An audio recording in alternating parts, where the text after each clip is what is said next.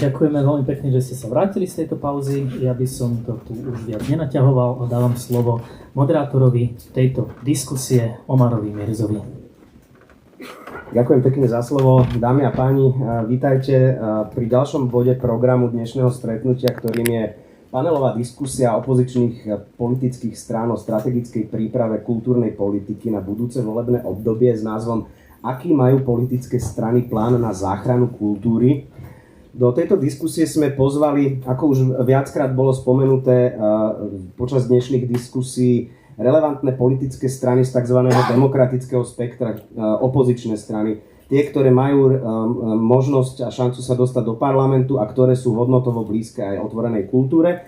A som veľmi rád teda, že pozvanie prijali. Začnem človekom, ktorý tu nie je, lebo sa ospravedlnil dnes ráno, že je chorý, tak za KDH tu mal byť pán Richard Královič, ten sa teda ospravedlňuje, ochorel, takže nemohol prísť, ale v každom prípade začnem teda správa, je tu za demokratov Dorota Votová.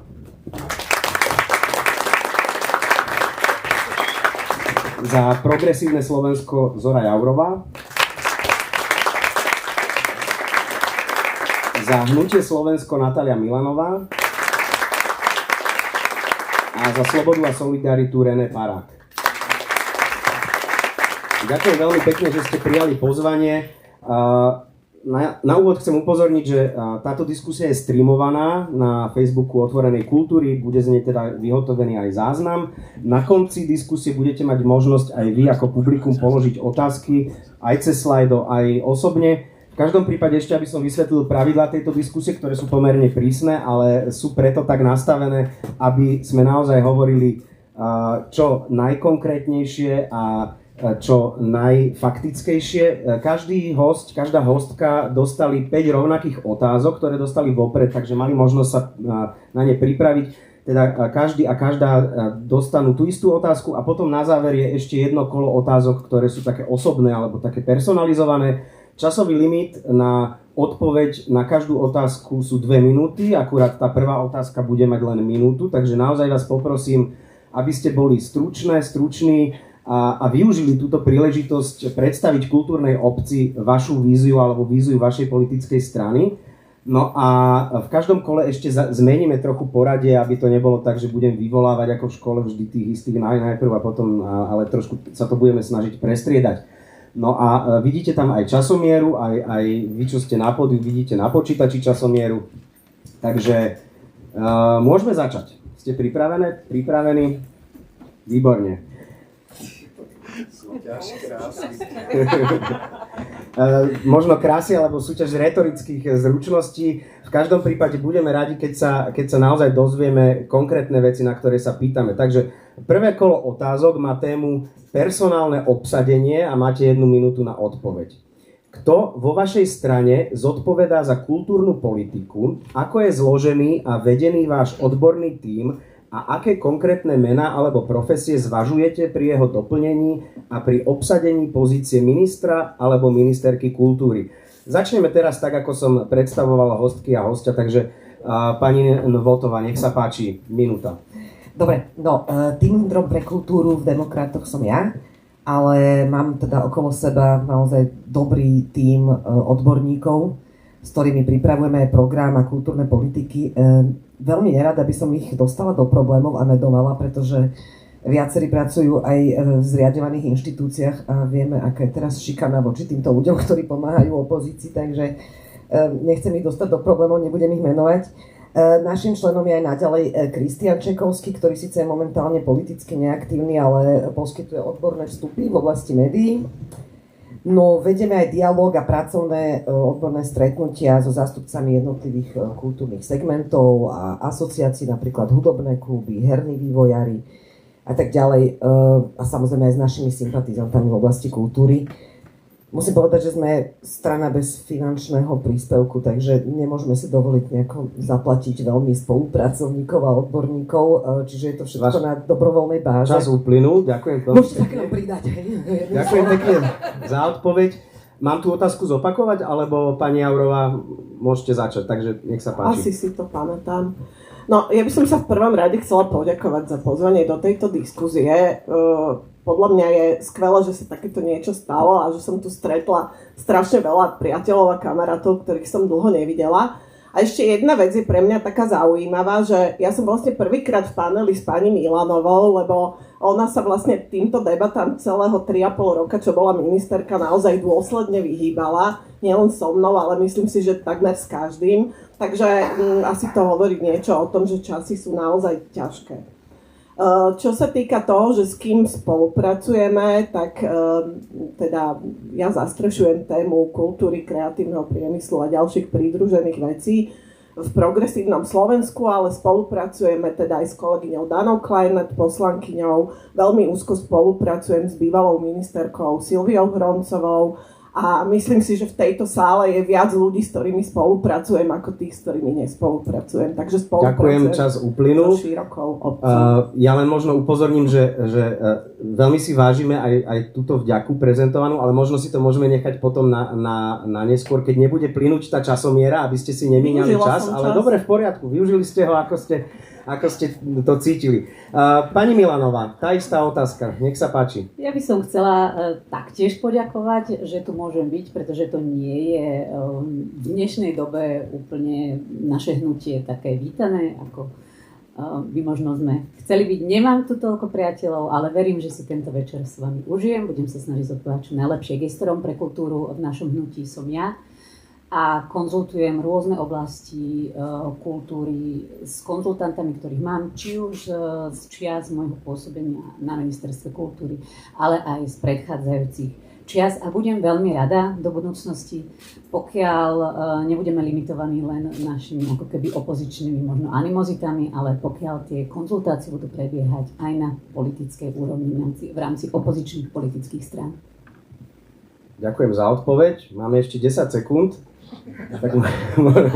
Ja som sa snažila prípravu urobiť tak, aby som sa vždy zmestila pred vypršaním časového limitu, aby som neobmedzovala čas tejto diskusie. Výborne. Vidno, že už teda nejaké politické skúsenosti máte. Takže teraz pán Parák, nech sa páči, môžete zodpovedať na to. Takže ja tiež veľmi pekne ďakujem za pozvanie. V strane Sloboda a Solidarita som v podstate, keď sa to tak zoberie, 3 roky. Na starosti kultúrnu politiku, kreatívny priemysel mám ja ako team leader. Nemáme zatiaľ definovaného žiadneho tieňového ministra a myslím, že sme to aj komunikovali, že ani nič takého zatiaľ neplánujeme. Spolupracujem s veľmi širokým spektrom odborníkov. Jedným z nich je napríklad aj už spomínaná Silvia Hroncová, s ktorou vlastne 28 rokov organizujeme divadelné ocenenia sezóny, ale samozrejme kopec ďalších, takisto by som ich nerad všetkých menoval, keďže sú mnohí z nich buď zamestnanci zriaďovaných, nezriaďovaných a rôznych iných inštitúcií a nemuselo by to byť voči nim férové. V každom prípade takisto myslím, že aj tu nájdem ešte kopec ďalších spolupracovníkov.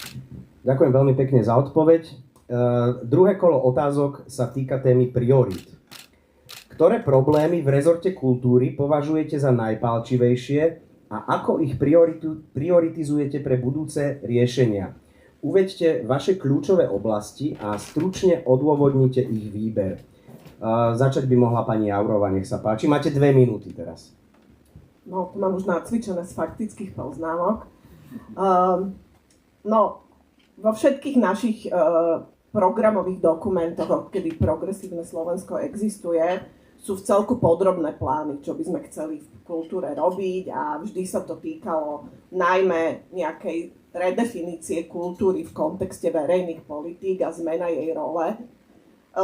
Čiže smerovalo to vždy k tomu, že kultúra by mala byť nejaká prierezová priorita pri verejných politikách a tie programy všetky riešia napríklad zásadnú inštitucionálnu reformu, riešia reformu mediálneho prostredia, riešia nový prístup ku kultúrnemu dedičstvu a tie všetky dokumenty sú verejné, takže tie si môžete pozrieť. Len to sú všetko plány do dobrých časov. A to, pred čím my dnes stojíme, nie sú dobré časy. A to, čo bude ako keby prioritou po voľbách, nebude to, ako budeme reformovať kultúru, alebo je to absolútne krízový režim a krízová intervencia. A ja by som to prirovnala vlastne ako keby k takej obnove krajiny zničenej vojnou, pretože tak dnes ten rezort kultúry bohužiaľ vyzerá. To znamená, že tam tie priority sú úplne iné. Tam tie priority sú naozaj nejaké krízové audity toho stavu rezortu, sú tam proste rýchle legislatívne zmeny, rýchle personálne zmeny, ktoré treba urobiť na to, aby sa tá krajina po vojne mohla nánovo obnoviť. A ak sa pozrieme do nejakého dlhodobejšieho horizontu, tak ja si myslím, že to, čo naozaj potrebujeme urobiť, je vybudovať modernú kultúrnu identitu Slovenska.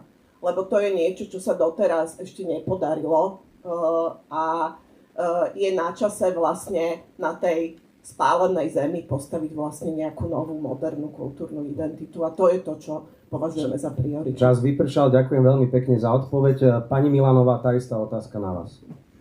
Ja sa budem snažiť byť možno trošku konkrétnejšia, čo by mali byť tie kroky, ktoré by mali nasledovať po tom, čo toto všetko prehrmí. V prvom rade považujem za jednu z najväčších priorít opätovne sfunkčniť Fond na podporu umenia, audiovizuálny fond. Plus mojou prioritou bolo aj založiť fond na ochranu kultúrneho dedičstva, teda na záchranu pamiatok, tak aby žiadny dotačný program nebol sústredený pod ministerstvom kultúry. A na tomto treba pracovať aj naďalej, lebo vieme, čoho sme momentálne svedkami, keď na funkcii je človek, ktorý má pocit, že on patrí celý svet a rozhoduje o ňom. Ďalej by som zrušila správu rezortných zariadení ministerstva kultúry, teda schránková organizácia, v ktorej je 12 miliónov eur a tie peniaze si myslím, že by mohli byť vynaložené s nimi oveľa účelnejšie.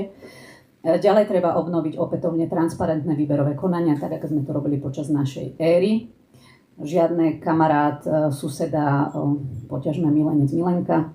Treba naštartovať čerpanie eurofondov, ktoré je veľmi v biednom stave. Za 2 roky sa vyčerpalo 0 eur na štátne národné kultúrne pamiatky. Bola to veľká vec, keď sa nám to podarilo získať 220 miliónov pre program Slovensko na obnovu národných kultúrnych pamiatok. Vyčerpaných je 0. Takže dá to veľa roboty. Potom je tu jedna veľká téma, ktorou je STVR. No nemusíme si asi hovoriť do detailov, o čo ide. Tam tá zmena nebude taká jednoduchá, ako je to v prípade verejnoprávnych fondov, pretože tam tá rada, ako je vykreovaná, nebude sa dať nejakým spôsobom jednoducho odvolať. Ale to nie je jediné, čo s STVR-kou súhlasí. Tam musí byť všetko v súhľade s Európskym aktom o slobode médií, na ktorom sa mimochodom Slovensko veľmi aktívne podielalo. Dá sa okamžite zrušiť etická komisia a je otázka aj ako opätovne a či zaviesť koncesie alebo rozmýšľať nad financovaním novej televízie a rozhlasu. Ďakujem veľmi pekne za odpoveď. Teraz môže odpovedať pán Parák, nech sa páči, 2 minúty. Ja sa obávam, že tento formát je aj trošku nešťastný v tom, že budeme veľakrát sa opakovať. Čiže akože reálne, pretože všetci poznáme tie problémy. Za mňa veľmi teda jednoducho, aby som to presne nezopakoval množstvo z tých vecí, tak v prvom rade je dôležité vrátiť odbornosť. To znamená, že vrátiť odborníkov tam, odkiaľ boli všetci buď násilne, alebo iným spôsobom vyšikanovaní. To znamená, že nájsť akúkoľvek formu, ktorá by čo najrýchlejšie vrátila odborníkov do inštitúcií, či už sú to verejnoprávne fondy, či je to verejnoprávna televízia. V prvom rade je to ministerstvo kultúry, z ktorého odišlo 140 ľudí, zobrali tam 110 nových ľudí. To bolo, myslím, štatistika spred 2 mesiacov. Čiže my potrebujeme v prvom rade vrátiť odborníkov, pretože nikto z nás, ako tu sedíme, by to sám nedokázal urobiť.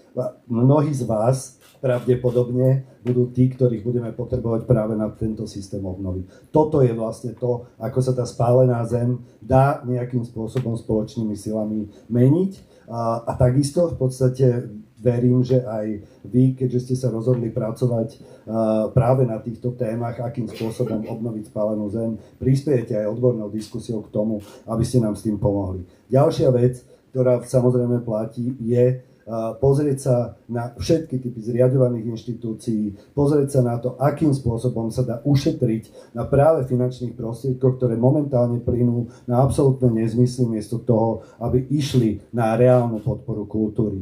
A samozrejme, takisto sú to verejnoprávne médiá. Verím tomu, že takisto toto je veľmi dôležitá téma, na ktorej by sme sa mali venovať a mali by sme vrátiť verejnoprávnej televízii verejnoprávny charakter. To je za mňa. Ďakujem veľmi pekne za odpoveď a teraz priestor pre pani Vlotovú. Nech sa Tak páči. si to zrekapitulujeme teda všetko. Vyzerá, že máme jedný noty. Môžete aj s niečím novým nejaké veci spomenúť, ktoré tu ešte neboli povedané.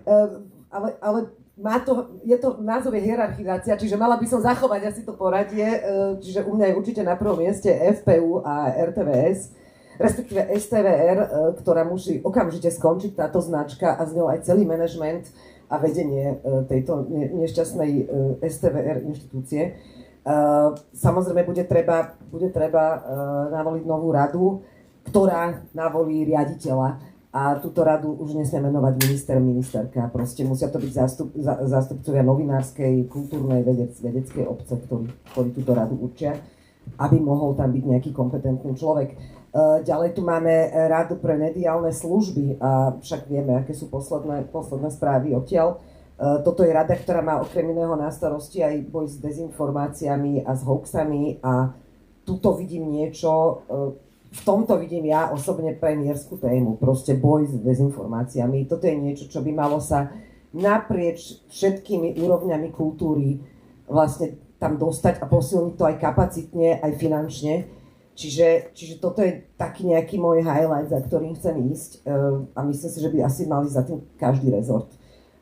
Určite bude treba aj na samotnom ministerstve urobiť veľmi rýchle zmeny a to napríklad si myslím, že treba okamžite vrátiť Inštitút kultúrnej politiky, ktorý zásobuje ten rezort dátami, aby sme vlastne ako vedeli plánovať, vedeli, čo robíme.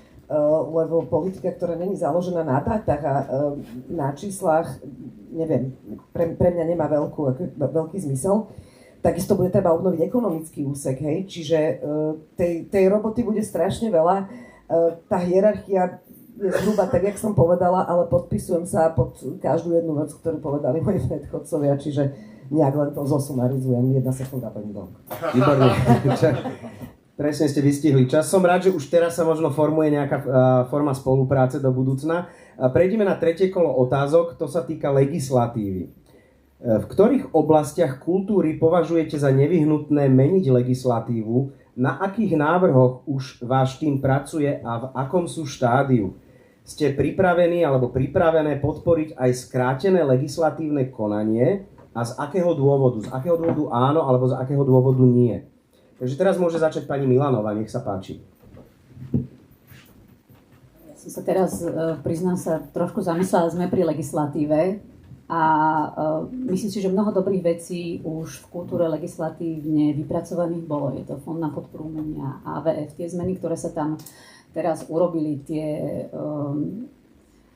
deštrukčné sa dajú napraviť pomerne rýchlo, ale pri všetkých zákonoch, ktoré sa budú prijímať, platí, že je ideálne, aby tá dohoda na nich a na ich znení bola v rámci celej koalície a tá dohoda bola veľmi presná. Pretože ako náhle tá koalícia vznikne a vstúpi sa do toho už zároveň politického boja a nie je všetko vopred vydiskutované, môže sa stať, že na najlepších zákonoch, napriek tomu, že na nich bola zhoda, v tom parlamente sa stane, že proste tá politická hra dostane príjm a dobré zákony nedostanú šancu na to, aby sa realizovali. Čo sa týka skrátených legislatívnych konaní, hovorím absolútne nie, pretože momentálne sme svedkami SLK smršte v podaní tejto koalície, ktorá ničí základy demokracie, ale že absolútne bez hanby, bez ostychu, bez všetkého. To znamená, nemajú ako keby zábrany úplne pred ničím a my, ak chceme tejto spoločnosti dopriať ten demokratický rozkvet opätovný, predpokladám, že všetci po ňom túžime, lebo tie 2 roky ešte nejako vydržíme, ale bude to veľmi ťažké, ale to, čo potom my musíme nastoliť, je tú politickú kultúru. Veľmi často to v parlamente odznieva, že toto je lámanie demokracie vyslovene. To znamená, ak chceme byť iní, prosím, nevoľme cestu revanšu, lebo budeme ako oni. To znamená, žiadne skrátené legislatívne konania, všetko vopred ideálne vydiskutované a nech to prejde pripomienkovým konaním, do ktorého sa môže zapojiť široká verejnosť, lebo iba tak ukážeme, že si ctíme základy demokracie. Ďakujem pekne za odpoveď. Pán Parák, nech sa páči. Jasné.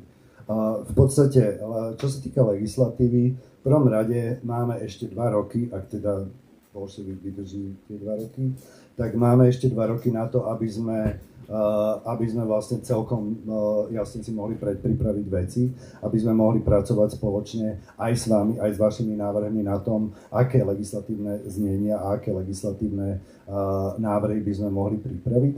V prvom rade samozrejme tá základná vec, ktorá tu už padla, je oprava zmršených zákonov, či už verejnoprávnych fondov, alebo verejnoprávnej televízie, ale aj ďalších vlastne inštitúcií a ďalších zákonov o muzeách a galériách, zákon, kde sú vlastne v prvom rade, kde je nutné znova zaviesť transparentné výberové konania, tak aby sme naozaj mohli prijímať odborníkov a aby tí odborníci vedeli potom, čo s tými inštitúciami robiť. Čo je veľká výhoda tejto príšernej smršte, ktorú priniesli hrobári slovenskej kultúry Šimkovičová s Machalom, je, že vlastne taká samozrejme výhoda cez slzy, je, že vlastne môžeme začať mnohé z tých inštitúcií možno stavať odznova, môžeme sa pozrieť na tie samotné základy. Nemusíme sa vrácať len do toho obdobia pred ich príchodom, ale naopak využiť práve teraz tento priestor na to, aby sme možno aj to, s čím sme predtým už neboli úplne najspokojnejší, a sami dobre viete, keďže rovnako ako ja pôsobíte vlastne v kultúre už dlhé roky, že nie so všetkým sme vlastne boli spokojní, že máme vlastne priestor urobiť aj na tejto legislatívnej úrovni veľa vecí ešte možno lepšie, ako boli predtým. Ďakujem za odpoveď. Teraz má priestor reagovať na otázku pani Novotová. Ďakujem. No, my máme v šuflíku ešte zákony, ktoré z predošlého obdobia, ktoré sú v podstate viac menej ready, ale musia samozrejme prejsť nejakým updateom, lebo však nielen čas uplynul, ale aj doba sa radikálne zmenila. Je to napríklad sponzorský zákon alebo zákon o profesionáloch v kultúre. Ja osobne sa veľmi chcem zasadiť o zmenu zákona o Kult Minore, kde sa naozaj netransparentne šafári už od vzniku tohto fondu, a to sa netýka tejto vlády ani, a kde sú tak strašidelné konflikty záujmov a pri našej, ako myslím si, že dosť hĺbkovej analýze, zaoberala som sa týmto niekoľko mesiacov, som zistila, že naozaj sa to nedá riešiť nijak inak ako zmenou zákona, že tam proste nejako interne sa to urobiť inak nedá. Myslím si, že určite treba otvoriť aj Pandorínu skrinku zvanú Typos, že jednoducho tam sú milióny eur, ktoré by mohli tiesť do kultúry a netečú. Čiže určite sa treba pozrieť aj na toto. Ďalej pripravujeme aj zákon o viaczdrojovom financovaní kultúry ešte pomimo sponzorského zákona, ktorý by nalial viac peňazí do kultúry. No a čo sa týka toho skráteného pripomienkového konania, tak ja si naozaj ctím zákon a som za riadny legislatívny proces, ale myslím si, že, sorry Natália, myslím si, že sú veci, ktoré proste jednoducho akože nebudem to okolo toho chodiť, že hlboká orba a proste RTVS a FPU treba akože okamžite riešiť. No. Ďakujem pekne za odpoveď. A teraz môže reagovať na tieto otázky pani Jaurová, nech sa páči. Tak my samozrejme množstvo legislatívnych návrhov už buď máme pripravených, alebo ich pripravujeme, pretože sme ich už podávali v parlamente, či už vo forme pozmeňovacích návrhov, alebo vo forme noviel zákonov, či už sa týkajú práve verejnoprávnych médií, tých kultúrnych fondov alebo erbových inštitúcií. V tomto asi mám výhodu, že som poslankyňa a že sa tou legislatívou zaoberám naozaj každý deň, takže my napríklad tuto s mojou asistentkou sme napísali takú celkom rozsiahlu štúdiu, ktorá identifikuje, aké všetky legislatívne zmeny treba urobiť, aby verejnoprávne médiá sa posunuli z toho analogového kontextu, v ktorom dnes stále sú, bez ohľadu na to, že to niekto zmenil na STVR, boli aj predtým, do nejakého úplne nového, moderného ponímania. A to je taká dobrá ukážka toho, ako by podľa mňa tá legislatíva mala vyzerať, že nie len naprávať to, čo táto vláda pokazila, ale využiť to ako príležitosť na reformu tých inštitúcií a tých legislatív. A je jasné, že niektoré tie legislatívy budú musieť byť také quick fix, aby sa keby tie najhoršie veci urobili rýchlo a niektoré budú teda reformné. Ale a čo sa týka toho SLK, no tak pozrite sa, SLK má veľmi presné pravidlá. A tie sa porušovali aj za minulej vládnej garnitúry a minulou vládou a porušujú sa rovnako aj touto vládou. Vidíme to každý deň. Ale to SLK, to je rokovací poriadok, ktorý veľmi presne hovorí, kedy je to možné použiť. A napríklad je to možné použiť v prípade, že sú ohrozené nejaké statky, že sú ohrozené ľudské práva, že sú ohrozené ekonomické škody, to môže spôsobiť. No a to v mnohých prípadoch podľa mňa bude pádny dôvod, ktorý bude absolútne v súlade s rokovacím poriadkom. Takže ten treba dodržovať. Ďakujem pekne. Prejdeme k 4. kolu otázok. Toto kolo sa týka inštitúcií a ich personálneho obsadenia. Ako chcete riešiť personálne obsadenie na Ministerstve kultúry a v jeho zriaďovaných organizáciách? Akým spôsobom plánujete nahradiť netransparentne vybraných riadiacich pracovníkov a pracovníčky a zabezpečiť, aby sa do budúcna neopakovala personálna politika z éry ministerky Šimkovičovej? Pán Párak, nech sa páči, môžete začať. Tak ono to už tu padlo, čiže je samozrejme, že ten transparentný výberový proces musí byť legislatívne jasne daný a musí byť jasne vrátený naspäť do všetkých zákonov. Vrátanie napríklad aj streamovaného výberového konania, kde jednoducho má možnosť kultúrna verejnosť sama vlastne vidieť, aký kandidát sa vlastne niekam hlási a tak ďalej. Čo sa týka samotného ministerstva kultúry, no takto v prvom rade budeme potrebovať určite veľký mandát z ministerstva financií na kopec odstupného, pretože jednoducho bude treba naozaj urobiť, ako to už tu padlo, taký veľký reštart a je množstvo ľudí, ktorí jednoducho budú musieť opustiť svoje pozície, bohužiaľ pretože na ne jednoducho nemajú, boli vybraní presne na základe či už príbuzenského vzťahu alebo susedského vzťahu a tak ďalej, takže takíto ľudia jednoducho nemajú čo robiť na svojich miestach. Bude to veľmi náročný proces, pretože množstvo ľudí, ktorí samozrejme už pracovali na týchto pozíciách, pracovali tam dlhé roky za nie veľmi dobrých finančných podmienok. Dnes to tu padlo aj v rámci diskusie, že jednoducho množstvo ľudí v kultúre pracuje, pretože tú kultúru má rado a nie preto, že by tam zarábali také peniaze, že sa to brutálne oplatí. Ale teda je samozrejme náročné teraz zobrať aj tých ľudí naspäť všetkých, pretože mnohí z nich si našli iné typy zamestnaní, čiže toto bude obrovská výzva, myslím, že pre každého človeka, ktorý získa rezort kultúry, aby naozaj obsadil kvalitnými a šikovnými ľuďmi všetko to, čo je momentálne obsadené, bohužiaľ mnohokrát totálnymi amatérmi. Ďakujem. Poprosím o odpoveď pani Novotovú. No, v podstate sa asi zhodneme zase, že na riaditeľov, ktorí boli navolení proste úplne netransparentnými výberovými procesmi, ako sa nedá inak. Ako jednoducho, ja to otvorene poviem, ako všetci novináti SNS musia ísť preč. Ale zároveň si myslím, že teda hneď by sme zaviedli transparentné výberové konania a títo uchádzači sa predsa môžu znova hlásiť a pokiaľ boli ľudia na správnom mieste, tak majú takú istú šancu to konanie vyhrať a jednoducho si to miesto ustať, hej, a dočasne tam budú samozrejme poverení nejakí ľudia, ktorí preklenú to obdobie počas pol roka. Ale aby sa takáto situácia neopakovala, tak si myslím, že by malo byť veľmi jasne zákonom vymedzené, za akých okolností je možné štatútára alebo riaditeľa odvolať. A samozrejme tam nesmie byť nič také akože bez udania dôvodu, hej, alebo nejaké nebodaj akože politické dôvody. Musia to byť nejaké úplne jasné veci, ako napríklad, ja neviem, trestné stíhanie, porušenie zákona, alebo nejaké preukázateľné manažerské zlyhania, že to musí byť naozaj pádne dôvody.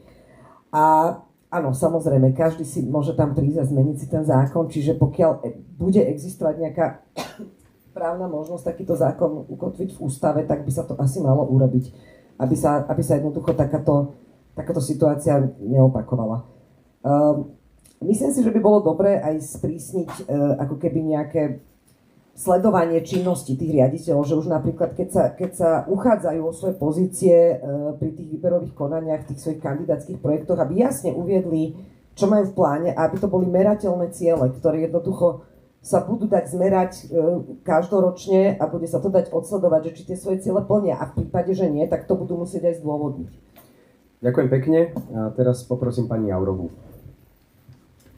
Tak ja si myslím, že na tom sa asi všetci zhodneme, že čo sa týka tých organizácií, že v nich treba čo najskôr zabezpečiť proste transparentné výberové konania v európskych štandardoch a dovtedy jednoducho poveriť nejaké dôveryhodné osoby tým riadením, aby tie výberové konania dokázali pripraviť, čo si teda vyžaduje samozrejme aj zmenu legislatívy a tak ďalej a tak ďalej. A myslím si, že tam je určite dôležitá aj tá symbolická rovina, lebo ten spôsob, akým boli tí riaditelia odvolávaní, ktorý bol, aký bol nie náhodou, tak je dôležité podľa mňa v symbolickej rovine toto ako keby veľmi radikálne a radikálnymi rezmi riešiť.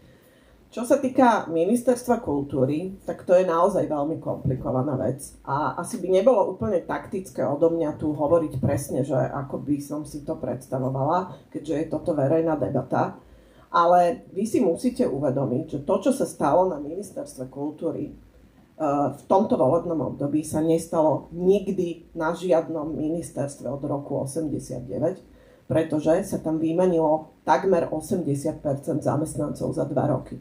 A to sa nestalo nikdy, to sa nestalo ani v roku 98, keď vlastne skončilo Mečiarové obdobie.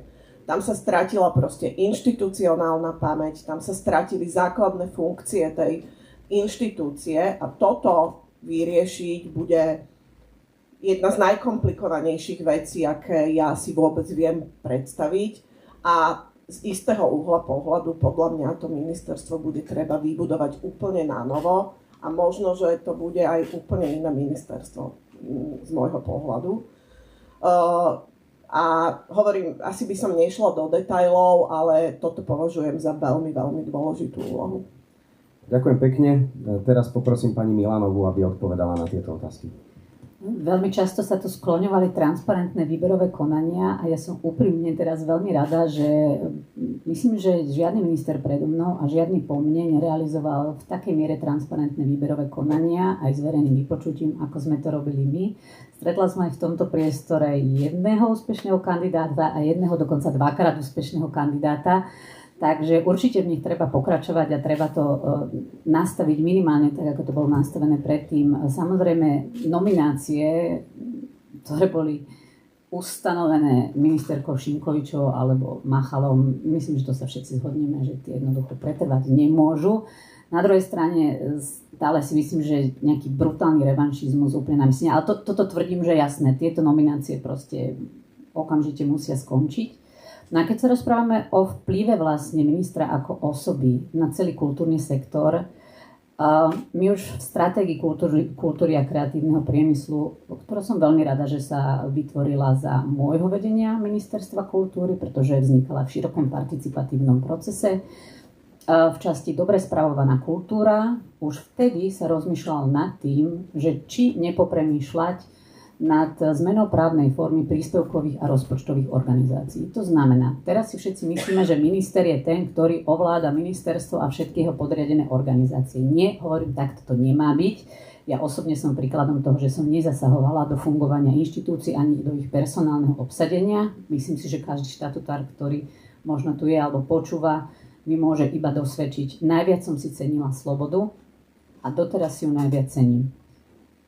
To znamená, možno by sme sa mali vrátiť k tomu, že keď nechceme zažiť to, čo tu zažívame pod érou Šimkovičovej a Machalu, porozmýšľať nad zmenou právnych foriem, príspevkových rozpočtových organizácií na verejnoprávne inštitúcie. Porozmýšľajme nad tým, prosím, lebo môže sa to zopakovať, história sa opakuje. Ďakujem pekne. Pán Párak, nech sa páči, máte 2 minúty. Takže v podstate primárne, už to tu padlo niekoľkokrát opäť, ja si myslím, že veľmi dôležité je pozrieť sa na to, akým spôsobom sú momentálne riešené otázky, či už je to zriaďovanej, nezriaďovanej kultúry. A bola to vlastne posledná vec, ktorú rozprávala pani Milanová, že v rámci stratégie kultúry 2030, ktorá síce vznikala za vášho pôsobenia, ale bohužiaľ nič z toho, čo tam je, sa vlastne nerealizovalo za vášho pôsobenia a bolo by dobré, aby sa to konečne začalo realizovať, minimálne aspoň tá zásadná vec, ktorá sa týka vyslovene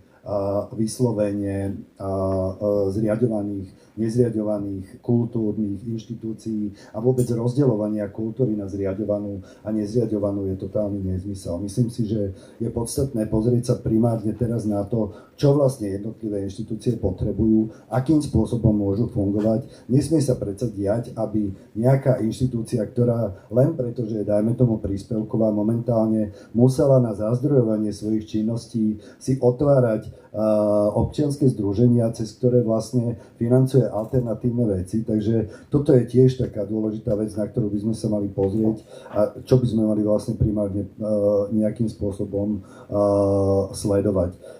Je dôležité nájsť samozrejme v tomto všetkom konsenzus a mať vlastne premyslené tie veci tak, aby fungovali v rámci celého ekosystému. To znamená, aby neboli vytrhnuté, aby sme nevymýšľali aktivity, ktoré jednoducho budú odtrhnuté vlastne od reality alebo od toho, na čo máme.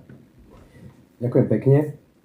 Posledné kolo otázok personalizovaných je o dôveryhodnosti. Kultúrna obec je totiž dlhodobo frustrovaná zo spravovania rezortu kultúry a spochybňuje dôveryhodnosť politických strán, ktorú máte v tomto záverečnom kole možnosť. Preskočíš ti. Ešte vízie. Aha, vízie som preskočil. Pardon. Ďakujem za upozornenie. Ja som si ju omylom už odškrtol. Nevadí, máme ešte času dosť, takže môžeme ísť k víziám. Ďakujem veľmi pekne za opravenie. Ktoré hodnoty a oblasti kultúry chcete po období súčasného vedenia ministerstva posilniť a modernizovať a akými konkrétnymi opatreniami plánujete dosiahnuť kvalitnejší a modernejší rezort kultúry? Opäť 2 minúty, začneme pani Votovou, nech sa páči. Už som to tu predtým spomínala, ale znova to zopakujem, lebo to považujem za dôležité.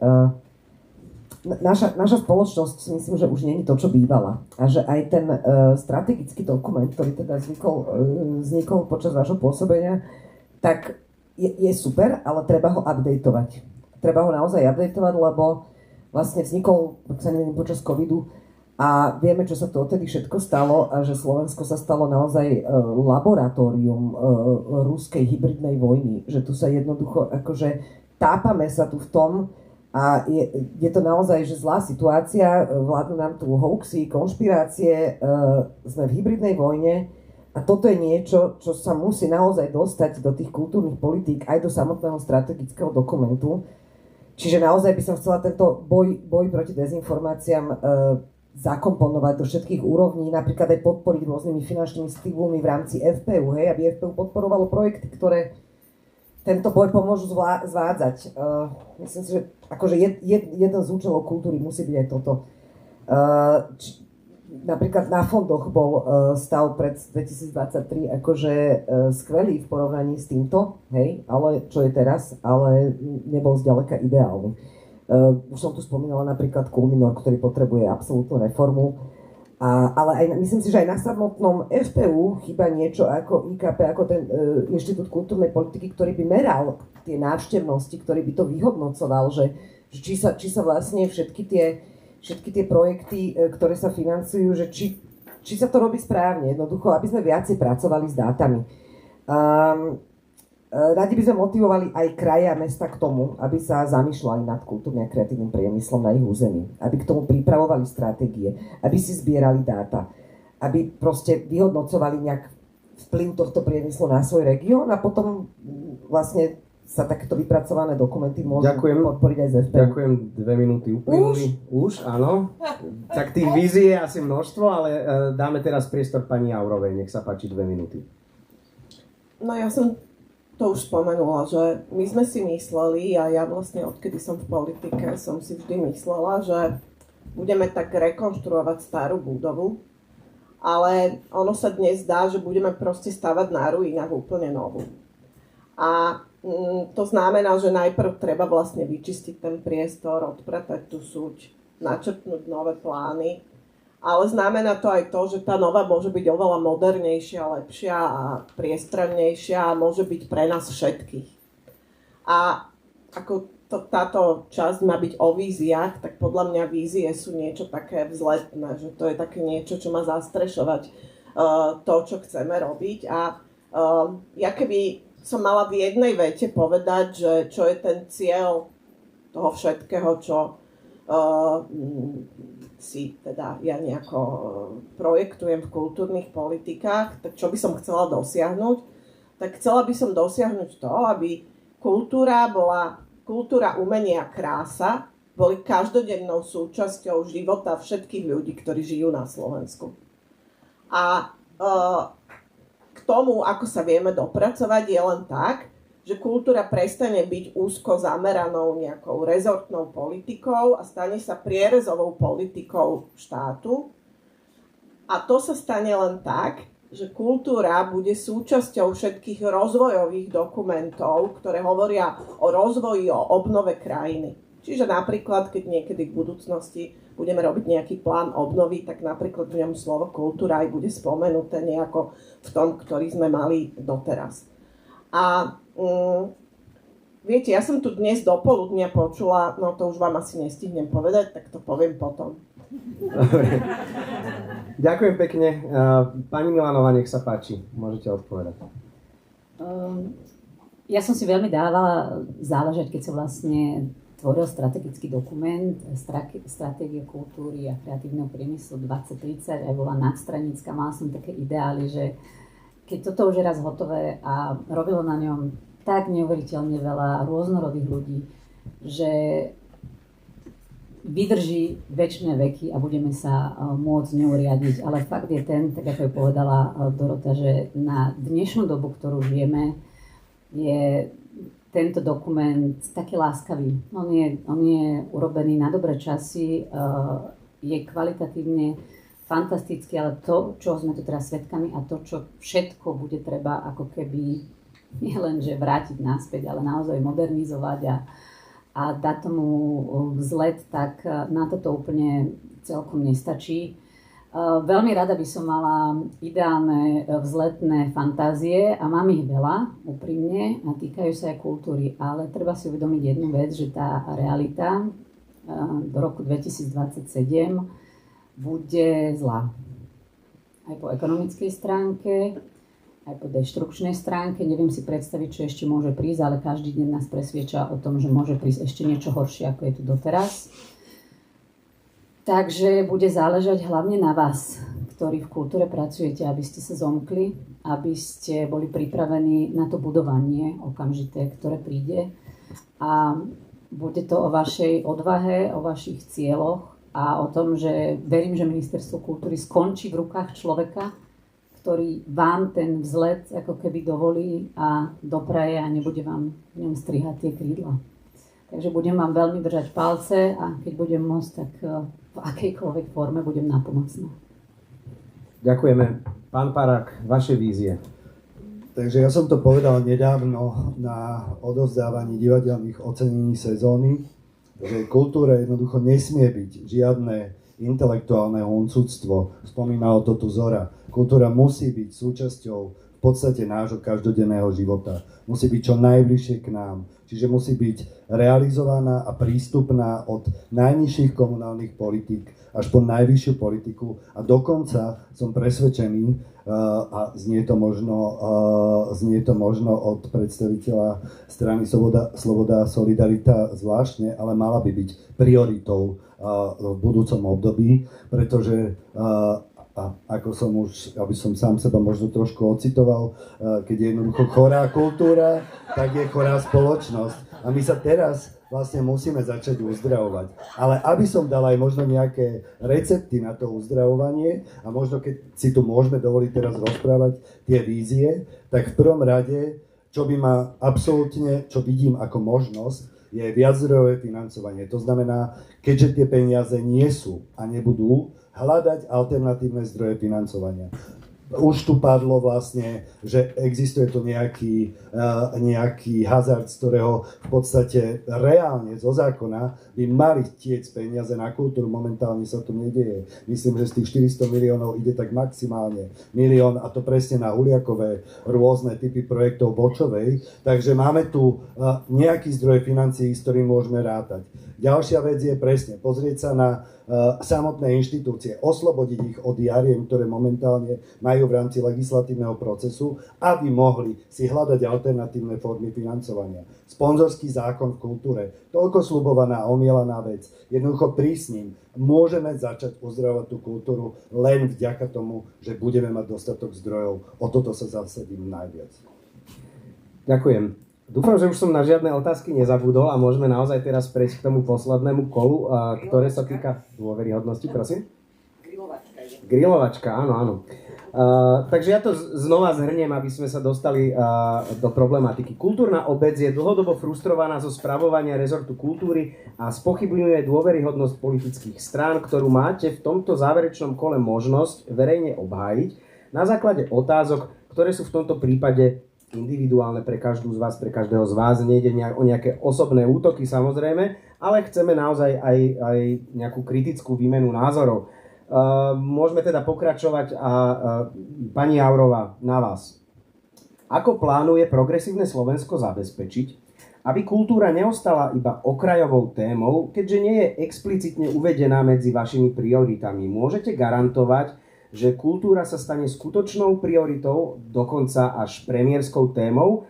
A ako konkrétne to urobíte? Nech sa páči, máte 2 minúty. No, ja rozumiem ako keby pôvod, alebo tú frustráciu, ktorá je za touto otázkou, lebo naozaj najväčší problém kultúry na Slovensku je, že bola vždy odsúvaná na okraj, ale teda to je presne dôvod, pre ktorý ja som išla do politiky a pre ktorý som spolu založila politickú stranu.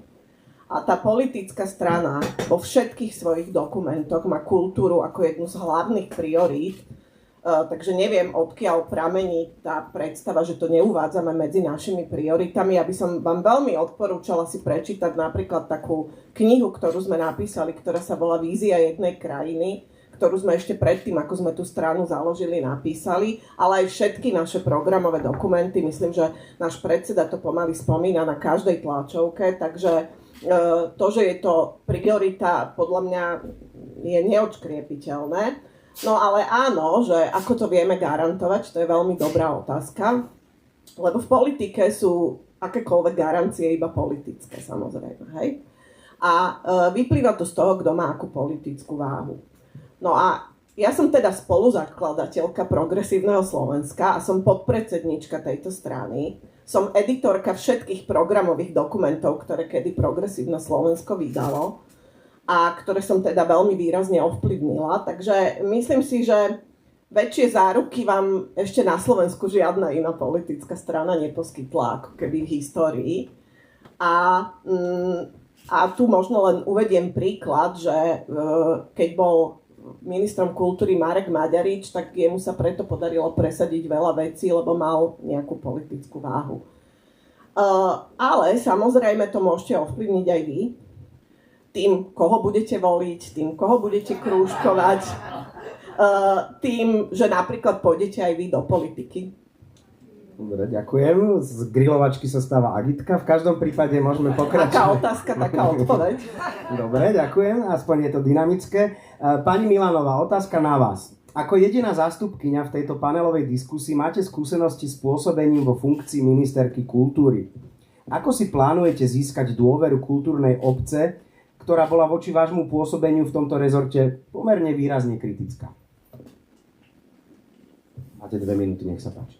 Určite oprávnene bola kritická, to chcem povedať. A čo sa týka môjho pôsobenia, my sme začias nášho mandátu dali priestor platforme pre kultúrny a kreatívny priemysel, ktorá združovala celkom dosť subjektov pôsobiacich v kultúre. Vytvorili sme stratégiu 2030, na ktorej sa podielalo, pokiaľ si dobre pamätám, asi 400 ľudí z kultúrnej obce, čo nie je úplne zanedbateľné.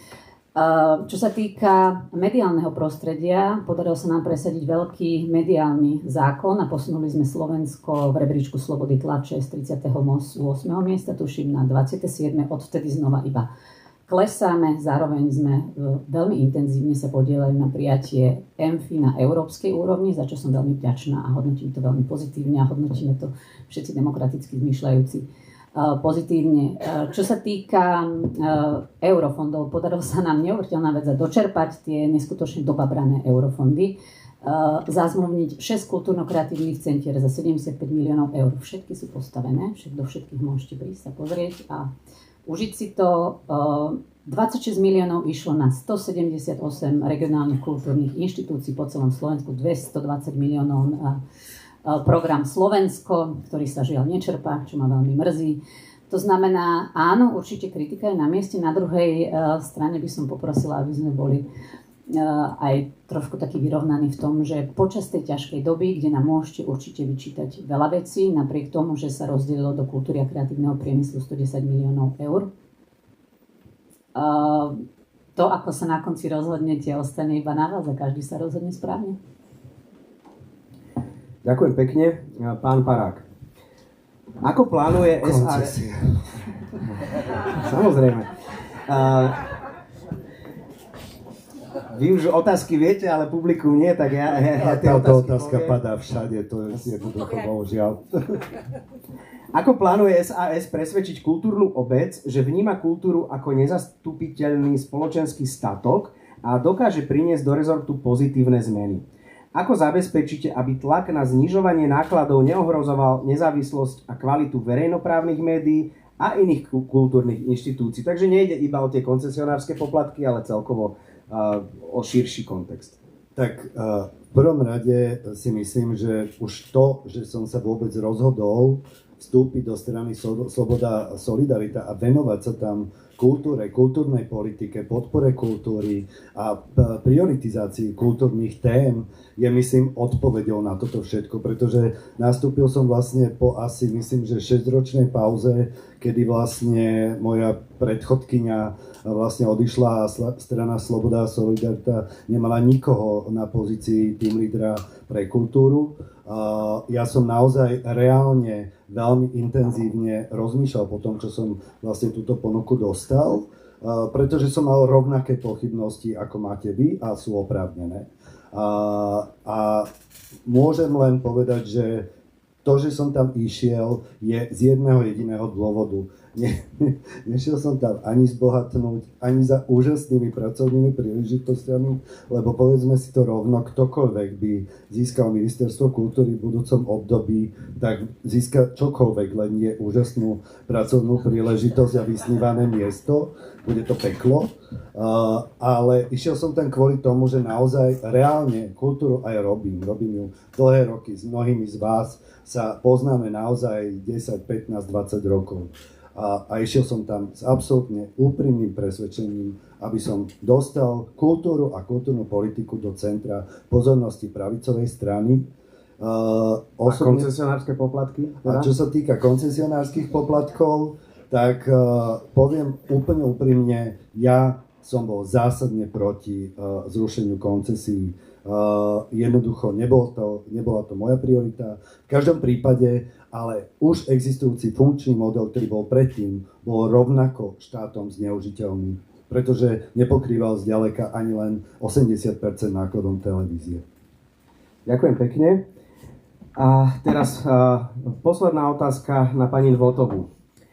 Pre kultúrnu obec ste známa najmä ako hudobníčka. Ako ju však chcete presvedčiť o svojej odbornej a manažerskej pripravenosti viesť rezort kultúry napriek tomu, že politická oblasť a riadenie inštitúcií sú pre vás nové?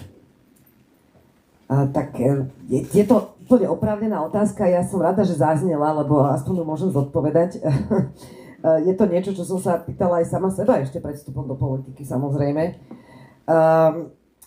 Viete, áno, som aktívna umelkyňa, ale nie som len hudobníčka, som aj textárka, napísala som 2 knihy, fotím, je toho strašne veľa, čo robím a čím som si prešla od spodu A ja si nemyslím, že to je nejaká nevýhoda. Ja si práve myslím, že ako keď som si to vychodila od spodu a na sebe zakúsila všetky možné nevýhody celého toho systému, takže to môže byť len pozitívne. Ale ja sa naozaj pripravujem a vzdelávam a mám okolo seba odborníkov, ktorí mi pomáhajú a radia. A ja som poctivec, takže nechcem si to teraz nejak akože... Je to také odporné sa tu teraz nejaké akože vychvalovať svoje jedinečné nejaké povahové črty, ale proste robím veci odvážne a poctivo, no. Takže ja neviem inak, ako vás mám presvedčiť, ale čo sa týka tej manažerskej veci, tak ja už 17 rokov riadím cestovnú kanceláriu s desiatkami ľudí po celom svete. Keby som nebola manažerský typ, tak ja neviem, asi neprežijeme tú pandémiu. Hej? Čiže ja dúfam, že ak teda potom vás nejako presvedčí a hlavne keď sa tu ešte bavíme o tej ministerskej stoličke, tak ja už to René povedal, to iba sebevrah tam by chcel ísť po tomto všetkom, hej, čiže ja dúfam, že sa všetci zhodneme na nejakom odborníkovi, ktorý vôbec nutne nemusí mať nejakú stranickú knižku, ako mal by to byť niekto, koho akceptuje kultúrna obec a na kom sa my zhodneme ako opoziční lídri za kultúru a tak to bude správne, podľa mňa. Ďakujem veľmi pekne. Kola otázok z mojej strany sa skončili. Môžete teraz zatlieskať, nech sa páči našim hostkám a hostovi.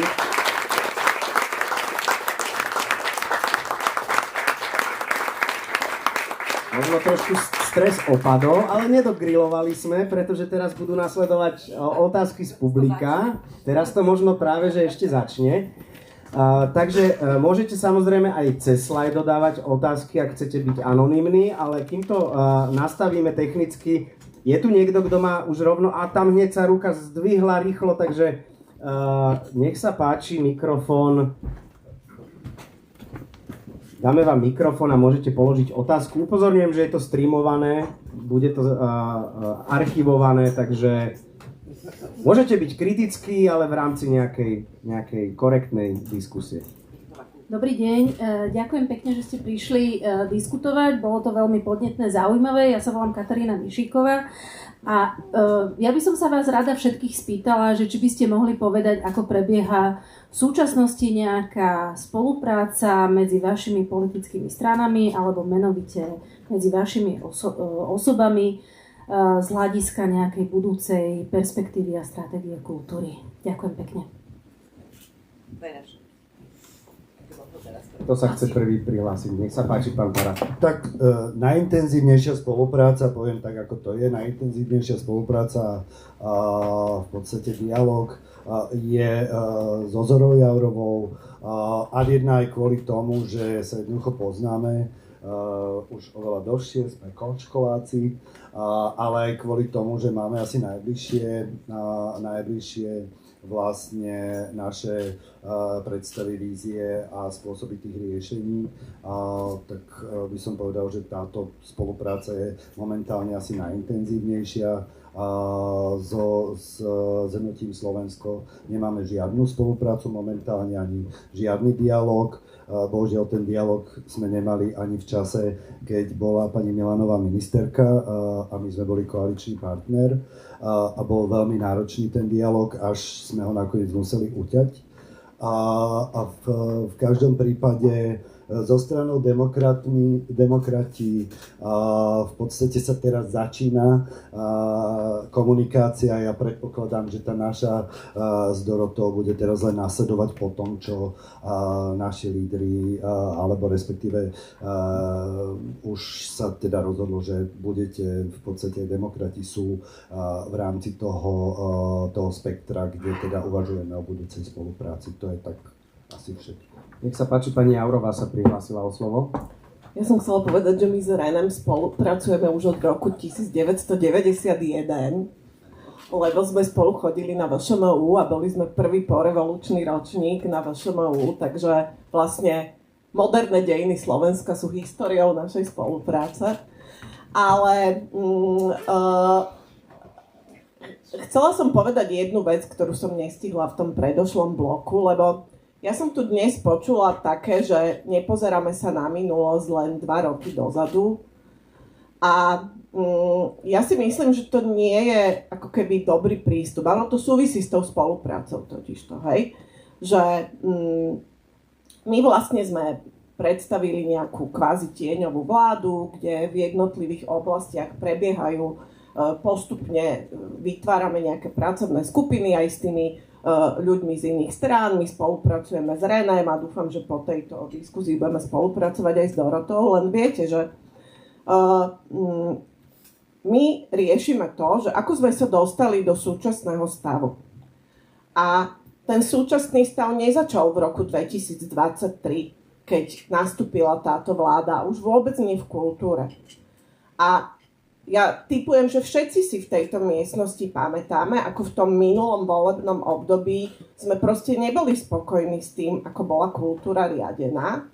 A v konečnom dôsledku, že to minulé volebné obdobie do veľkej miery ovplyvnilo to, čo žijeme dnes. A to neplatí len o kultúre, a platí to aj o celej krajine. A ja si myslím, že tá spolupráca môže byť možná len vtedy efektívne, keď my tú minulosť zreflektujeme. A keď zreflektujeme to, čo sa udialo nielen posledné 2 roky, ale čo sa udialo aj v tom volebnom období predtým, a akým spôsobom vlastne tí ľudia, ktorí tú kultúru ovplyvňovali, dnes vlastne dokážu alebo majú ako keby relevanciu hovoriť o tom, ako tá kultúra má vyzerať. A ja si myslím, že my až vtedy vybudujeme modernú kultúrnu identitu na Slovensku, keď sa dokážeme vyrovnať s minulosťou, keď dokážeme nejakým spôsobom objať prítomnosť takú, aká je, lebo iba vtedy dokážeme dobre tvoriť budúcnosť. To znamená, že keď budeme mať na budúce takúto debatu, tak nemusela by vyzerať tak, že pani Milanová sa chváli tým, čo urobila, pričom my si všetci veľmi dobre pamätáme, že tie veci boli inak a my ako keby na to nemôžeme reagovať. A zároveň, že si priznáme aj my všetci, že to, čo sa dialo aj v tých minulých volebných obdobiach, viedlo k tomu, že máme dnes tú vládu, ktorú máme, a že sa jednoducho poučíme z tých chýb, ktoré sa predtým uskutočnili, a že sa nebudeme tváriť, že svet začal pred 2 rokmi, pretože teraz sme naozaj v katastrofálnej kríze. A mrzí ma, že sa musím ako keby do otázky o spolupráci vnášať ako keby tento typ kontroverzie, ale myslím si, že je to extrémne dôležitá kontroverzia, ktorú pokiaľ si nevyriešime, tak tá spolupráca nikdy nebude efektívne fungovať. Takže zhrnuté a počiarknuté, spoluprácu máme, myslím si, že máme ju veľmi dobrú, ale vyžaduje si to aj vysporiadať sa s niektorými vecami, ktoré sa tu stali a o ktorých by sme nemali asi mlčať. Myslím, že pani Milanová chce reagovať, nech sa páči. No, tak ja to cítim taký neúplne ani neskrývaný shitstorm, by som povedala, by som to tak zacitovala. Ale úprimne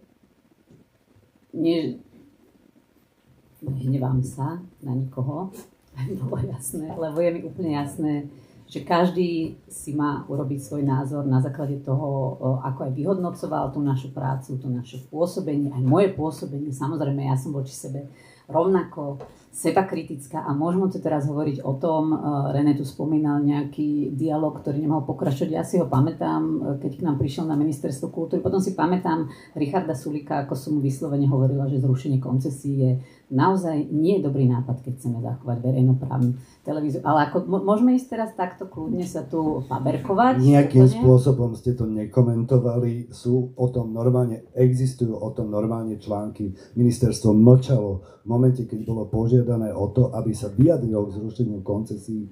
Ministerstvo mlčalo. A to znamená, že poprosím vás, ale otázka... s Richardom Sulíkom. Dobre, otázka bola o spolupráci. Schválenie rozpočtu? Samozrejme, že bolo. Ale nechcem ísť do detailov, lebo ja dobre, ale skúste odpovedať teda na tú otázku, lebo máme ich ešte množstvo ďalších. Odhľadnúť od toho, ja rozumiem tomu, že naše hnutie je na vedľajšej kolaji, ale nie je to tým, že napríklad ja osobne by som nebola ochotná spolupracovať Ja som otvorená akejkoľvek spolupráci, ale na to človek nemôže byť sám. Na to musia byť vždy viacerí. Rozumiem tým blokom, ktoré navzájom voči sebe máme. Sú úplne pochopiteľné. Len chcem vyslať aj tu z tohto miesta signál, že keby náhodou táto ochota spolupráce bola pozitívna, tak určite tá odozva z našej strany bude pozitívna.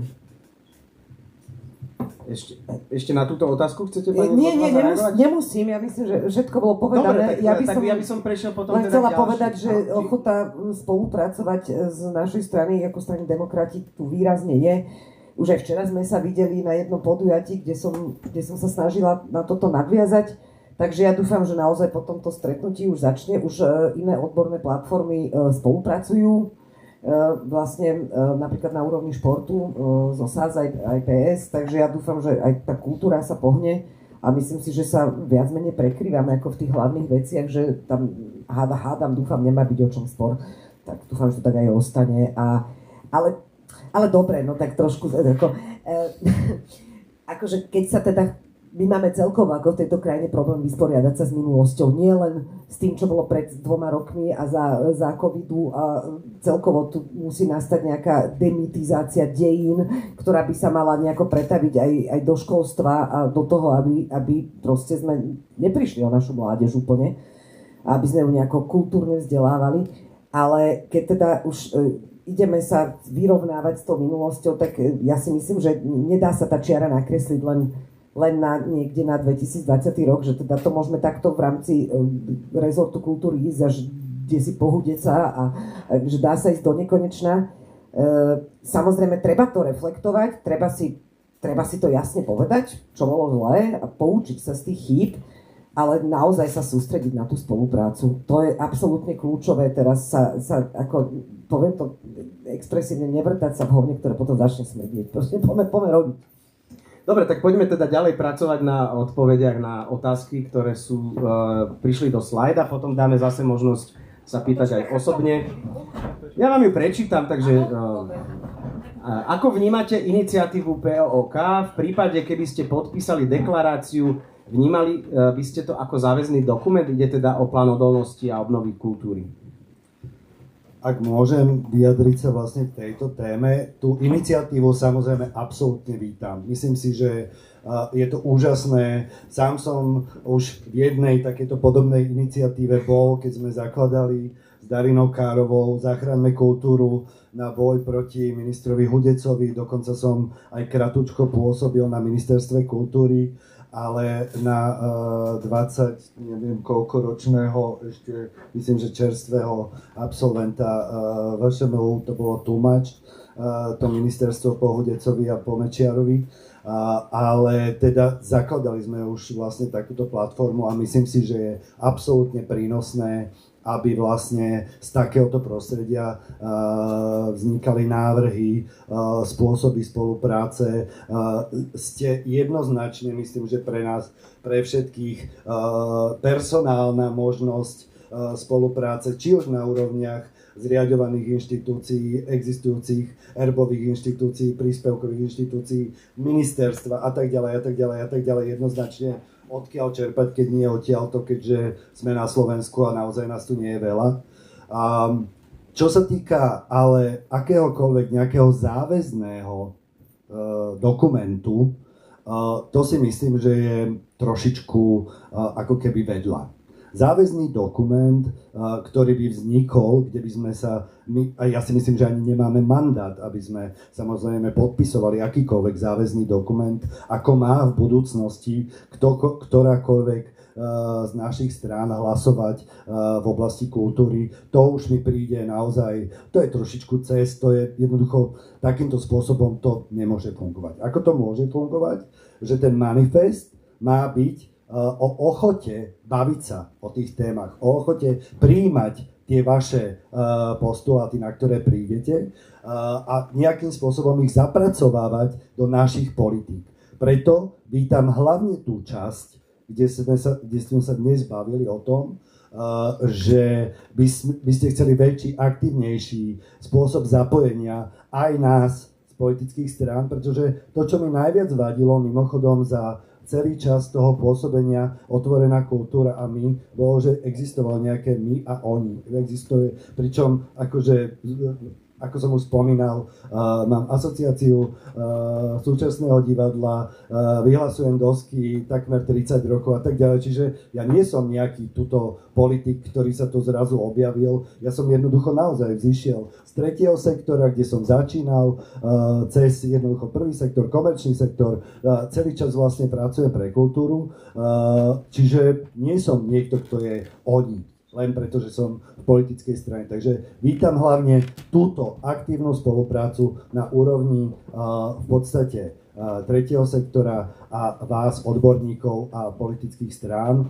A to, že nás prijímate v podstate ako odborníkov, s ktorými sa o týchto témach môžeme baviť. Ďakujem pekne. Dámy, niektorá z vás chce zareagovať na túto otázku? Poprosím vás stručnejšie, lebo naozaj síce nemáme tu teraz časomieru, ale čas beží. Môžeme ju zase zaviesť? Alebo ja vás proste budem sa snažiť tak zastaviť. Tak poprosím stručnejšie, aby sme dali priestor aj viacerým otázkam, aby sa tie odpovede zbytočne naťahovali. Nech sa páči. K tej otázke o POK, teda či by ste... Vnímam túto iniciatívu pozitívne. Som veľmi rada, že sa deje. Dúfam, že bude aj naďalej pokračovať, ale rovnako ako pán Parák hovorím, že momentálne v tejto situácii ešte záväzné ako keby vyjadrenie dať nemôžem, pretože nie som do hĺbky zainvolvovaná, že o čo presne ide, musím sa dostať ja do toho trošku hlbšie, ale som veľmi rada, že diskusie prebiehajú, že sa veci riešia a verím tomu, že vo finále je veľmi dôležité totiž to, aby tie dve časti, ten kultúrny sektor, ako keby tá politika, neboli také separované ostrovčeky, lebo reálne v situácii, ako tu na Slovensku máme, vždy tam bude tá politická strana jednoducho, ktorá ten mandát na toho ministra kultúry mať bude a tam je veľmi dôležité, aby to bol človek, ktorý je uzrozumený a skrátka je ochotný počúvať to, čo kultúrna obec chce. Ďakujem pekne. Nech sa páči pani... Áno, pani Jaurová. Dobre, tak nech sa páči. Opäť stručne poprosím. Pokúsim sa. No, ja som bola celý život, prvnež som teda spolu založila tú politickú stranu, tak som bola vlastne na tej strane toho advocacy pre kultúru a robila som to na národnej aj na európskej úrovni, takže ja veľmi dobre rozumiem tým procesom, ktoré sa tu snažíte nastaviť a veľmi to oceňujem, lebo aj v minulosti veľký problém bol pre vlády, že aj keď náhodou bola nejaká snaha ako keby komunikovať s tou kultúrnou obcou, tak nebolo úplne presne jasné, že s kým. A v iných oblastiach, rezortoch sú ako keby oveľa jasnejšie tie profesné združenia a asociácie, s ktorými tí ministri rokujú, takže to vnímam veľmi pozitívne. Podľa mňa je dôležité si vyladiť ten proces, aby bol ako keby kompatibilný s tým, čo robíme my.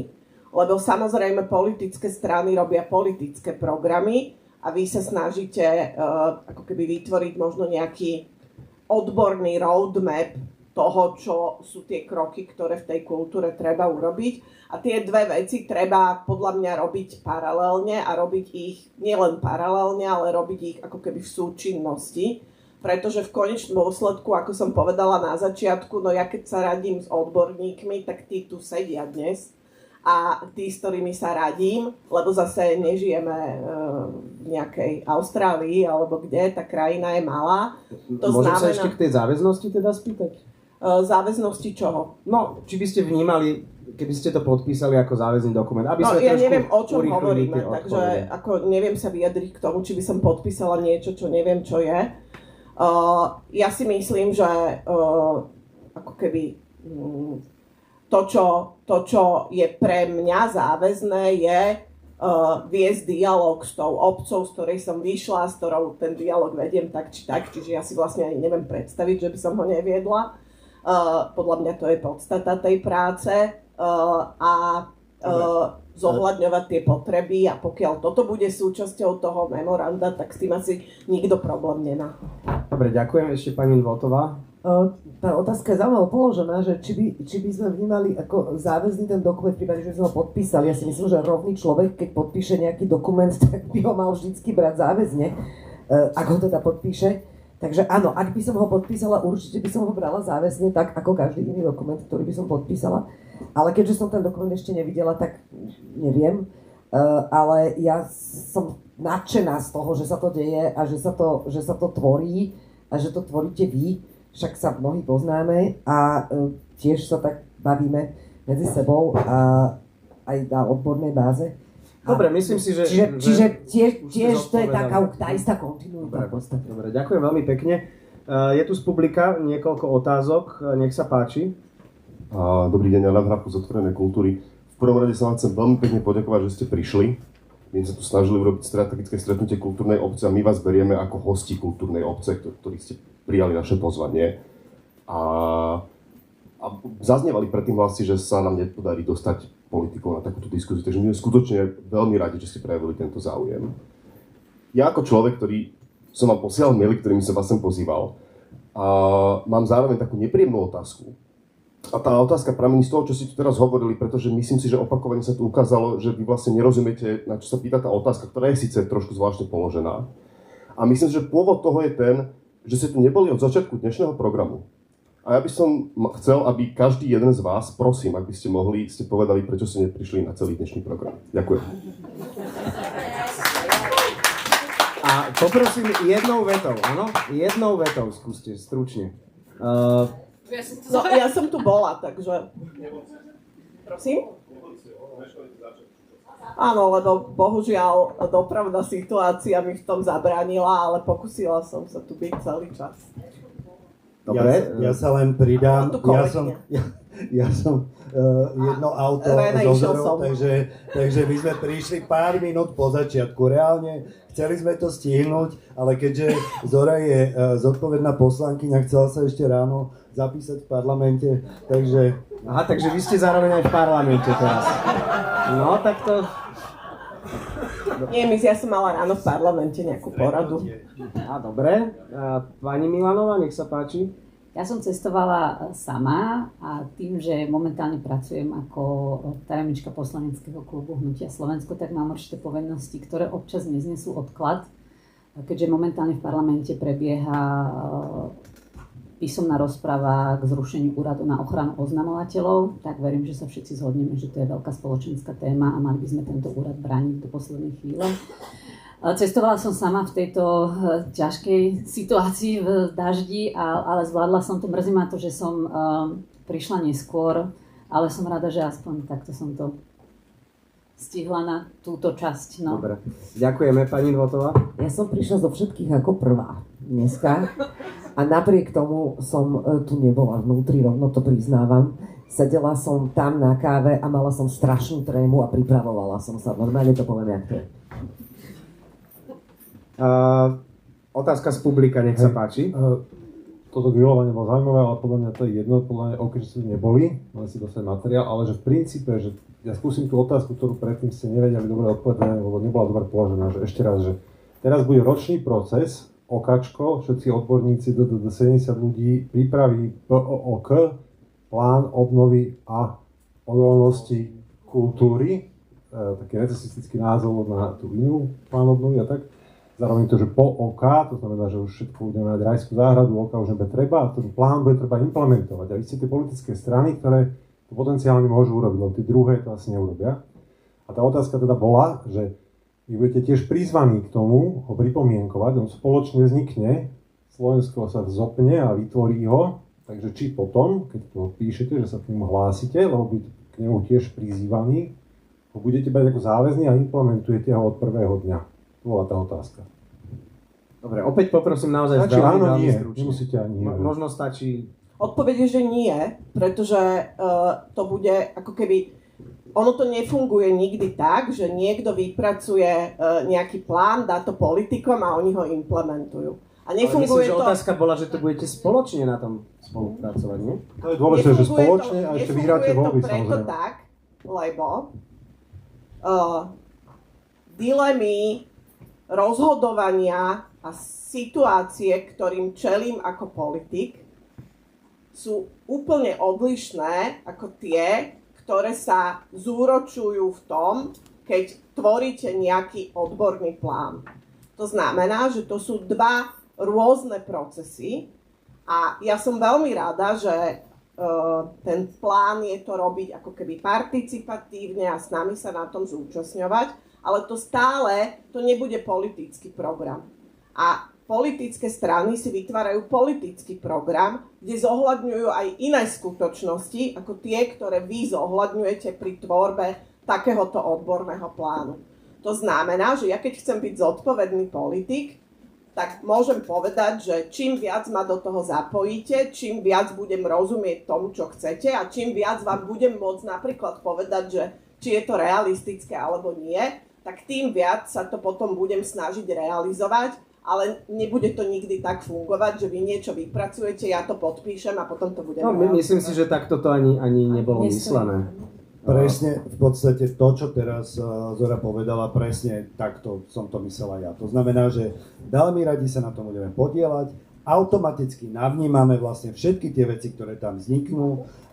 Je to pre nás extrémne dôležité a extrémne vzácne mať takúto vlastne obrovitánsku odbornú diskusiu, po ktorej vlastne všetci celý čas voláme, pretože aktuálne sa vlastne s odbornou verejnosťou nikto nebaví. Takže je úžasné, že vzniká na platforme práve takáto záležitosť, ktorá vzíde z odbornej diskusie a je to pre nás automaticky totálne zdrojový dokument, ktorý si viem predstaviť, že jednoducho zapracujeme do našich vlastných politík.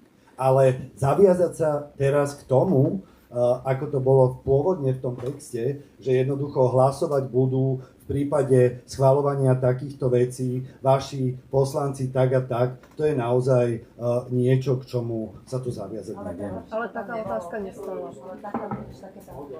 Dobre, presunieme sa asi k ďalším otázkam, lebo nemáme už toľko času. Teraz otázka na pani Milanovú. Pani Milanová, ako sa spätne staviate k tomu, ako ľahko a bez verejnej odbornej diskusie ste sa vzdali pamätníka SNP tu v Banskej Bystrici a odovzdali ho ministerstvu obrany? Anonymný dotaz zo slajda. Prirodzený celkom, keďže sa nachádzame v Banskej Bystrici a viem, že táto téma trápi veľa ľudí. Ja by som svoje rozhodnutie nemenila, bodka. Môžete to rozvinúť, nevyčerpali ste si ani minútu. Tak... Teraz sa nestane veľa čas tam. No, stále ja rozumiem, že tie výčitky toho, že prečo ministerstvo kultúry, a dáva sa to do roviny, že vzdalo sa. Ministerstvo kultúry sa nevzdalo. Ministerstvo kultúry komunikovalo s ministerstvom obrany o tom, že máme múzeum SNP, na ktorého či už ochrane zbierkových predmetov, ale jednotlivých akcií, ktoré sa tam deje, participuje Ministerstvo kultúry, zároveň Ministerstvo obrany. Vieme, že múzeum potrebuje aj investície, napríklad na úpravu pamätníka, aj teda expozície. Bolo to a to podľa mňa je na mieste priznať, že rozhodnutie vlastne na politickej úrovni, ale čo je nutné znova dodať, ten legislatívny proces neprebehol v žiadnom skrátenom legislatívnom konaní. Prebehol normálne v pripomienkovom konaní, bol v parlamente, stála som tam, obhájila som to. A takto k tej zmene vlastne došlo. Ja myslím, že spätne, ako keby... Čo je ten benefit z toho, že ste o to prišli? Otázka z publika je, že čo je benefit toho, prečo sme to prišli. A kvôli streamovaniu, aby bolo počuť otázku. Napríklad, keď sa pozriem na situáciu, ktorú momentálne žijeme, tak si myslím, že múzeum SNP je lepšie pod ministerstvom obrany, ako keby bolo pod ministerstvom kultúry. Čo? Tak pri týchto nomináciách, ktorými sme svedkami, kto vie, čo by tam nastalo. Čiže najlepšie je sa zbaviť všetkého, lebo tam môže prísť niekto zlý. Nikto sa nezbavil všetkého a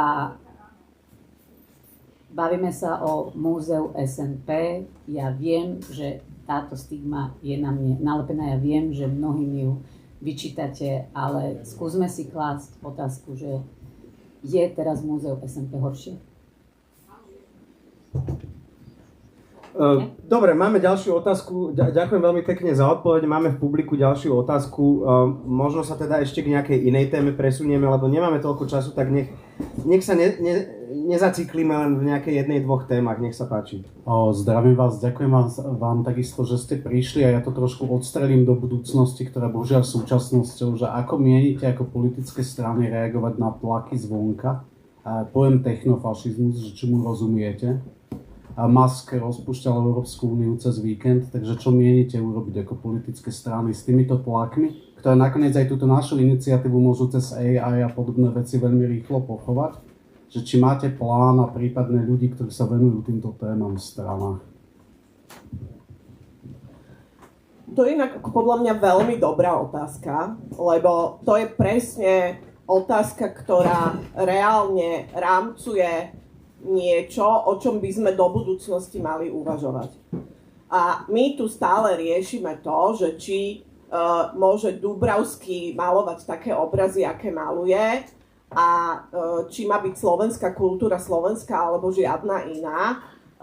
A najvýznamnejší slovenský pamätník, kultúrny, ktorý hovorí o vlastne základných hodnotách, ku ktorým sa tento štát hlási, tak ten dáme ministerstvu obrany. Ale pritom my by sme v skutočnosti mali riešiť presne takéto problémy, lebo to sú veci, ktoré nás budú bezprostredne ovplyvňovať v najbližších rokoch vo všetkých oblastiach, samozrejme nie iba v kultúre. Hej? To, čo vy spomínate, to je len jedna z mnohých vecí. Predvčerom napríklad došla správa, že Netflix kúpil Warner Bros., čo je ako keby taká katastrofa pre filmový priemysel. To je vlastne zánik filmového priemyslu, ako ho poznáme. Úplne, kompletne všetci vo filmovom priemysle sú z toho proste na prášky ľudia, ja som už počula, že sa rušia veľké firmy, hej.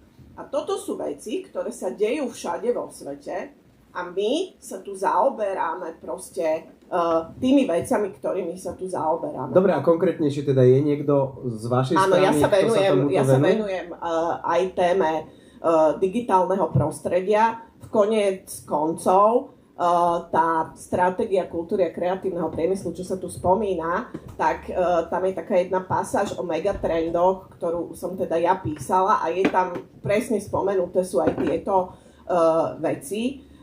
My dnes riešime napríklad aj využívanie umelej inteligencie, ktoré sa prejavuje na kultúrnych produktoch. Riešime ako keby množstvo týchto vecí. Väčšina z tých vecí sa musí riešiť na európskej úrovni. To nie je niečo, čo sa dá riešiť na národnej úrovni nejakou národnou legislatívou, ale tí z vás, ktorí rozumejú tomu, ako sa robí európska legislatíva, ja som teda pár rokov vyjednávala európsku legislatívu, tak vy ju viete vtedy ovplyvniť, keď máte ako dostatočne dobrú odbornú pozíciu na národnej úrovni a viete do tej európskej debaty nejakým zásadným spôsobom prispieť. Dobre, ďakujem veľmi pekne. Chce ešte niekto z vás sa k tomuto vyjadriť? Dobre, a možno ďalšia otázka zo slajda, ktorú položil Jakub. Aké konkrétne legislatívne, v zátvorke ústavné záruky by vaša strana podporila, aby sa v budúcnosti zabránilo politickým zásahom, personálnym čistkám, aké sledujeme dnes? Predpokladám, že to je teda otázka na každú a na každého z vás. V podstate sme na to už odpovedali a myslím, že dosť intenzívne, či už je to legislatíva transparentných výberových konaní, zmena zákonov, o ktorých sme sa tu bavili, zákon o galériách a múzeách, zákony týkajúce sa verejnoprávnych fondov, kde si myslíme, že na FPU momentálne sú napríklad protizákonne minimálne dvaja členovia rady a tak ďalej. Čiže bavili sme sa tu o tom, ja si myslím, že sme na to odpovedali. Áno, tak veľmi stručne ešte pani Jourová, keď chcete niečo dodať, ale možno... No, lebo ja si myslím, že to je veľmi inak dôležitá otázka a myslím, že aj Paolo Sibila ju predtým položil, lebo ona hovorí o tom, že ako zabezpečiť odolnosť tých inštitúcií. A to je viac ako len transparentné výberové konanie, lebo videli sme, že tie sa dajú veľmi ľahko zrušiť. A ja si myslím, že to je ako keby to je námet na tú zmenu inštitucionálnej architektúry kultúrnych inštitúcií, ktoré dnes sú napríklad príspevkové organizácie, čo je podľa mňa akože super absurdné, že národné erbové inštitúcie fungujú ako príspevkové organizácie, čo je štatút, ktorý bol zriadený na to, že keď nejaké ministerstvo potrebuje vykonávať nejakú činnosť, tak zriadi si nejakú organizáciu. Tak my máme takto inštitúcie, ktoré majú mať umeleckú slobodu. Čiže ja si myslím, že tá odolnosť sa dá zabezpečiť tým, že sa zásadne ako keby zmení spôsob, akým tie inštitúcie sa zriaďujú, že budú fungovať ako nejaké samostatné verejné inštitúcie, ktoré budú mať správne rady, ktoré budú mať viacerých zriaďovateľov, čo je podľa mňa tiež extrémne dôležité, lebo sa diverzifikuje a rozkladá tá moc. A okrem toho, že to zabezpečí tú odolnosť a som absolútne proti tomu, aby niečo takéto sa dávalo do ústavy, podľa mňa to do ústavy nepatrí, ale my to vieme urobiť dobrým dizajnom tej inštitucionálnej architektúry. Dobre, ďakujem veľmi pekne. Čas už naozaj sa veľmi kráti. Tak ja by som na záver položil každej a každému z vás jednu otázku, ktorá je tu v slajde. Dá sa na ňu odpovedať veľmi jednoducho a stručne. V prípade, že bude vaša strana súčasťou vládnucej koalície, mala by vaša strana záujem o pozíciu ministerky alebo ministra kultúry? Pani Nvotová, nech sa páči. Určite áno. Ale to nehovorí o tom, či ja mám záujem o tú pozíciu, ale naša strana samozrejme. A vy osobne? Ja osobne, je to za 2 roky, ja si myslím, že treba začať od spodu, treba začať od parlamentu, asi ešte neviem, či som na túto pozíciu zrela, ale možno za 2 roky pracujem na tom. Ale rada by som iba povedala, že ten rezort je dôležitý, že pre mňa je najdôležitejší a není to niečo, čo má ostať bokom pre takéto nechcené dieťa, hej, že ja dúfam teda, že bude o to záujem všade. Ďakujem pekne. Pani Jourová, nech sa páči. Áno. A na obidve teda otázky? Áno. Dobre, ďakujem. Pani Milanová? Ja si tu dovolím odpovedať absolútne osobne. Ja nemám záujem byť opätovne ministerkou kultúry. Mám na to veľmi hlboký osobný dôvod, nikdy som vlastne nemala šancu ho povedať, ale myslím si, že teraz je tá chvíľa. Viete, keď človek ministruje, má aj svoj osobný život. A mne sa prihodila taká vec, bolo to v apríli, kedy som na jednom z urgentov prišla o svoje dieťa. Ja túto ránu nemám zahojenú a navždy bude spojená skrátka s výkonom tohto mandátu. A neviem, kedy sa zahojí, neviem, či sa zahojí, ale v každom prípade v tejto chvíli poviem, že z mojej strany záujem o tento post nie, lebo to nemám dostatočne spracované. Ďakujeme. Pán Párák, odpoveď na tieto 2 otázky. Druhá odpoveď áno, ale prvá odpoveď to znamená, že či má strana Sloboda a Solidarita záujem o tento post. Ja by som povedal, že je to strašne predčasné teraz rozprávať, že či áno alebo nie. Expertov má strana Solidarita rôznych, máme rôzne ministerstva, ktoré už teraz jednoducho majú svojich v úvodzovkách tieňových ministrov, ale neviem odpovedať na otázku, či by strana Solidarita mala záujem o ministerstvo kultúry. Ďakujem veľmi pekne. Žiaľ, čas sa naplnil a musíme túto debatu ukončiť, ale dúfam, že to teda nie je posledná diskusia vzájomná alebo nejaká komunikácia medzi kultúrnou obcou a politickými stranami. Dúfajme teda, že sa tá spolupráca nejakým spôsobom prehlbí aj na pláne obnovy a odolnosti kultúry. V každom prípade veľmi pekne ďakujem mojim hostkám a hosťovi, ktorí prišli, boli nimi Dorota Nvotová zo strany Demokrati,